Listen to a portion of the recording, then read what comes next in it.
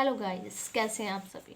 आज की वीडियो में हम कवर करने वाले हैं जियोग्राफी ऑफ रिसोर्सेज। सेकंड जो पेपर हुआ था जियोग्राफी बीए फर्स्ट ईयर का फर्स्ट सेमेस्टर का 2023। मैं आपको दिखाऊंगी कि आज के पेपर में कैसे क्वेश्चंस पूछे गए थे और किस तरह से बेसिक क्वेश्चंस का यहाँ पे पूछा गया था। तो मेरे पास जो सेट आया था वो बुकलेट सेट डी था, इसलिए मैं आपको बुकलेट सेट डी के क्वेश्चंस दिखाती हूँ कि किस तरीके से क्वेश्चंस आए थे। So, what term is used to describe the unequal distribution of natural resources based on geography location? कि हमारे जो वर्ल्ड में ना जियोग्राफी की लोकेशन के बेसिस पे नेचुरल रिसोर्सेज डिस्ट्रीब्यूटेड हैं, अनइक्वल डिस्ट्रीब्यूटेड हैं। तो इसके लिए कौन सी टर्म यूज़ की जाती है? इसके लिए टर्म यूज़ की जाती है रिसोर्स डिस्पैरिटी।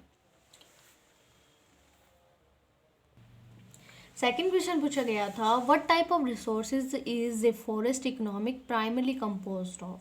कौन से टाइप के होते हैं? मेरे अकॉर्डिंग मैंने बायोटिक रिसोर्सेज को आंसर लगाया था। In the context of natural resources के कॉन्टेक्स्ट में what category do minerals fall in? Minerals कौन सी कैटेगरी में आते हैं? Which of the following is not a type of economic activity associated with the primary sector? तो primary sector में सारी activities आती हैं, एग्रीकल्चर, माइनिंग, फिशिंग। तो मैन्युफैक्चरिंग नहीं आती, इसलिए answer is right D. Classification of the resources as a potential actual reserve commonly associated होते हैं, इसमें से कौन से टाइप से कॉमनली एसोसिएट होते हैं वो तुम्हें बताना है। Natural resources, right answer is A. Which of the following is not a non renewable resources? इसमें से कौन सा नॉन रिन्यूएबल रिसोर्सेज होता है? तो right answer is C. In resource management what does reserve मतलब क्या होता है? तो मेरे अकॉर्डिंग मैंने रिजर्व का मतलब लगाया था कि वो रिसोर्सेज जिसको हम सिर्फ एमरजेंसी पर्पज के लिए यूज करना चाहिए, that is a reserve term.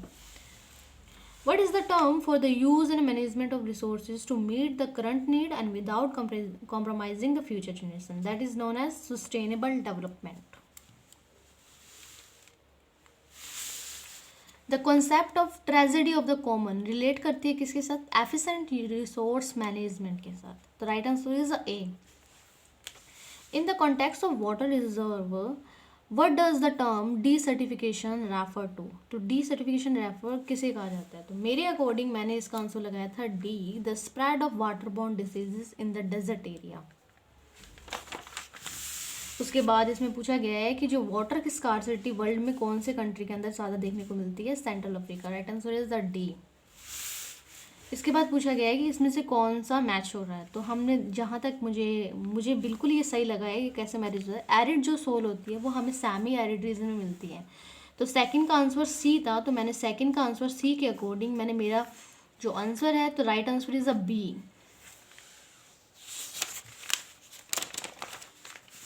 इसमें जो बस पूछा गया है असर्शन और रीजन बेसिस के ऊपर जो क्वेश्चन है कि राइट आंसर है ए।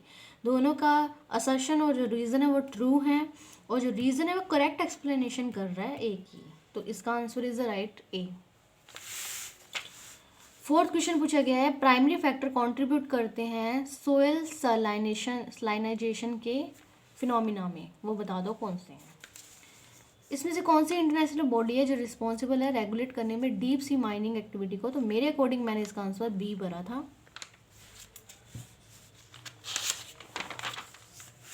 अब कार्बन फुटप्रिंट क्या होते हैं? Energy consumption is known as carbon footprints, right answer is a B.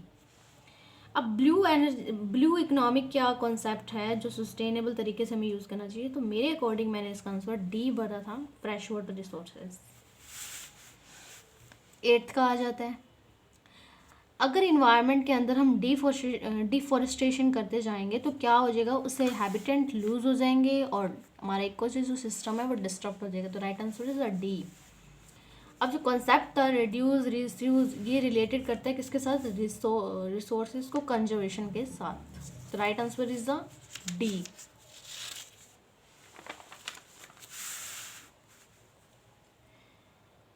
Water shade किसको कहा जाता है? एक एरिया ऑफ द लैंड को जिसमें एक ड्रेन को सेंट्रल रिवर या लेक के साथ जोड़ दिया जाता है, that is known at water shed. तो right answer is a B. 21 का right answer is a B. 22 का right answer is a A according to me. 23 का right answer is A.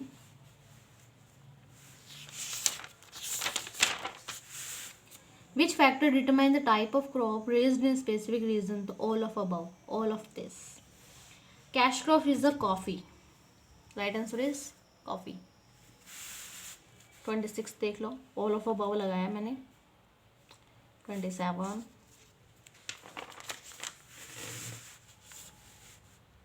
28,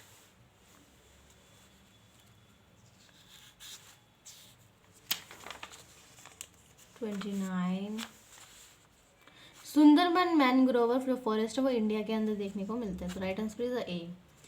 south America इसके लिए लगाया गया है कि अमेजोन जो रेन फॉरेस्ट है वो साउथ अमेरिका कॉन्टिनेंट के अंदर आता है। अब वाटर जो हमारा सरफेस पे जो वाटर रिसोर्सेज होते हैं उनकी क्वालिटी क्या होती है, थ्रेट में चली जाती है। तो उसके पीछे कौन सा मेन रीज़न है थ्रेट पे जाने का? ह्यूमन एक्टिविटी और पॉल्यूशन। अब कॉन्फोरियस ट्रीज कहाँ पे होते हैं? बोरियल फॉरेस्ट में होते हैं।